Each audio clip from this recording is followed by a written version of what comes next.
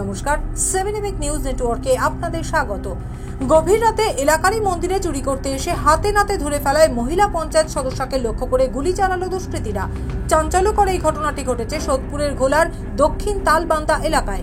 অভিযোগ, পঞ্চায়েত সদস্য ঝর্ণা সরকারকে লক্ষ্য করে 2 রাউন্ড গুলি চালানোর পর শূন্যে 1 রাউন্ড গুলি চালিয়ে বাইকে করে চম্পট দেয় দুষ্কৃতীরা।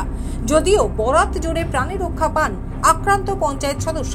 ঠিক কি ঘটেছিল, ঘটনাটির বিষয়ে বিস্তারিত জানবো আমাদের প্রতিনিধি রাজাদের কাছ থেকে। সোদপুরের ঘোলার তালবান্দায় মহিলা পঞ্চায়েত সদস্যকে লক্ষ্য করে গুলি চালিয়েছে দুষ্কৃতীরা, কি জানতে পারছো? নিউ ব্যারাকপুর থানার অন্তর্গত ঘোলা দক্ষিণ তালবান্দা এলাকাতে রাত্রিবেলা একটি কালী মন্দিরে চুরি করার ঘটনা ঘটে। এলাকারই এক যুবক সেখানে চুরি করতে যায়।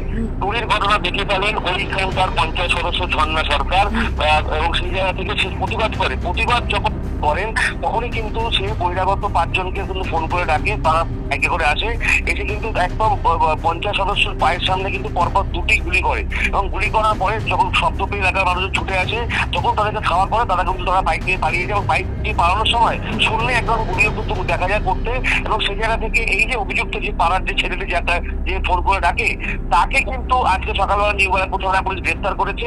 এবং এই গোটা ঘটনায় পঞ্চায়েত সদস্য এবং পরিবারের লোকজন আতঙ্কে রয়েছেন এবং এই ধরনের ঘটনা যাতে এলাকায় না হয় সেই নিয়ে কিন্তু কড়া ব্যবস্থা নেওয়া হবে, এমনটা কিন্তু জানিয়েছেন এলাকার তৃণমূল নেতৃত্ব। এখানে কোনো কি রাজনৈতিক তরজা বলে মনে হচ্ছে? বিজেপির দিকে আঙুল উঠছে? না, এটা সম্পূর্ণই দুষ্কৃতীদের দৌরাত্ম্য এবং দুষ্কৃতীদের দৌরাত্ম্য যারা এসেছিল তারা 3 বছর পরে জেল থেকে জামিনে বেরিয়েছে, এমনটাই হুমকি দিয়েছে পঞ্চায়েত সদস্যকে। এবং এটা সম্পূর্ণ দুষ্কৃতীদের দৌরাত্ম্যর বিষয়, এখানে কোনো রাজনীতির কোনো বিষয় নেই। ধন্যবাদ। অভিযোগের ভিত্তিতে ঘটনাস্থলে পৌঁছে ওই এলাকারই বাসিন্দা এক যুবককে গ্রেপ্তার করেছে নিউ ব্যারাকপুর থানার পুলিশ। বাকি অভিযুক্তদের খোঁজে তল্লাশি চালাচ্ছে পুলিশ।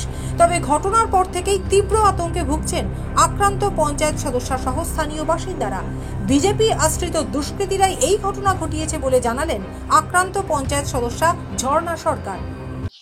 গতকালকে আমাকে এখানে একটা ওই সোনার ঠাকুরের মূর্তি চুরি করার জন্য পাশে বাড়ি একজন ছেলে নিতে এসছে। আসার পরে এখানকার ছেলেপেলেরা ধরে হয়তো কি করে জানি না, তারপরে আমাকে ডেকেছে।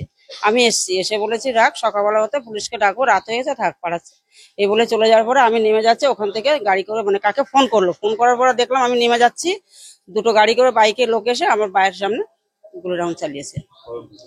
2টো চালিয়েছে, একটা চালিয়েছে এখানে, একটা ঘরে, 2টো রাউন্ড চালিয়েছে। হ্যাঁ, হুমকি দিয়েছে, বলেছে কি যে আমি তুমি এটা এরকম করলে কেন তোরা? তা বলছে করেছি, বেশ করে 3 বছর জেল খেটে এসেছি, যা পারবি তাই করে নিবি। হ্যাঁ, ভয় তো লাগবে, প্রত্যেকেরই ভয় লাগছে, আমারও লাগছে। লাগলে কি করবো, আমরা রুখে দাঁড়াতে হবে। ভয় লাগছে এই যে দুষ্কৃতীরা যেরকম করে যাচ্ছে, সবাই থাকি আমরা মা বোন সবাই একতা থাকি, সবাই মিলেমিশে, কিন্তু ওরা যে বিরুদ্ধে আসে যে আমাদের সঙ্গে এরকম করছে, এটা তো সবাই একটা আতঙ্কে থাকবোই। কিন্তু আমি বলতে চাই এটা সাজা হোক। রাজনীতি করে থাকবে, ওরা তো আদার্স আমাদের মতন তৃণমূল পার্টি না, ওরা তো বিজেপির পার্টি। ওরা সবসময়ের জন্য আমাদের সঙ্গে একটু করে চলে, আমরা সেটাকে ওরকম মেনে নিতে পারি না, কারণ আমরা ভাবি কি ওদের সঙ্গে আমরা এক করে চলি, কিন্তু ওরা চলতে চায় না। ওরা সবসময় জন্য আমাদের সঙ্গে গন্ডগোল করার জন্য চেষ্টা করে। তার নাম রাহুল মন্ডল মনে হয়, জানি না ও মেন কিনা, কিন্তু মনে হয় তার ও ফোন করবে, কারণ ও ফোন করার সঙ্গে সঙ্গে ওরা চলে আসলো, ওরা 5 জন আসছিল। রাজাদের রিপোর্ট, 7 নিউজ নেটওয়ার্ক।